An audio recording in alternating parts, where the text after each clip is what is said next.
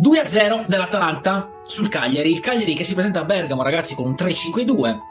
Una formazione per cercare sicuramente di contenere quelli che erano gli attacchi possibili dell'Atalanta, che sappiamo benissimo, il calcio in verticale di Gasperini, un calcio veloce, un calcio d'attacco.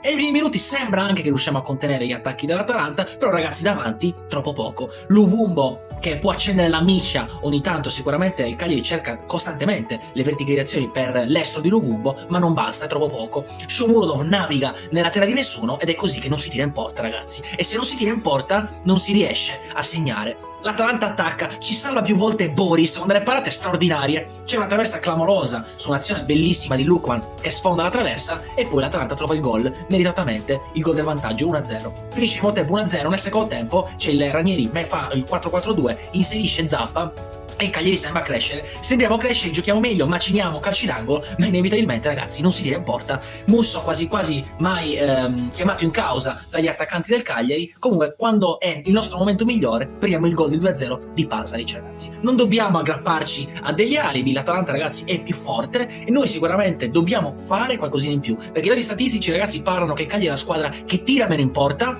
e poi allo stato attuale, ragazzi, quella che segna anche di più. Solo un gol fatto è veramente troppo poco. Nel finale la traversa di Udinese forse poteva cambiare qualcosina, ma non possiamo aggrapparci a questo, ragazzi. Troppo poco, l'Atalanta vince 2-0, meritatamente. Mercoledì ci sarà il Milan, ragazzi, calendario difficilissimo per i ragazzi di mister Ranieri. E come Ranieri spesso dice in conferenza stampa, ragazzi, è bene svegliarsi perché la Serie A non ci aspetta. Fatemi sapere cosa ne pensate, ragazzi, della partita di oggi nei commenti, mettete un like al video e seguitemi se volete continuare a sentire i commenti del calcio e delle partite del Cagliari, ragazzi. Forza mercoledì col Milan, non è impossibile, ma serve urgentemente svegliarsi.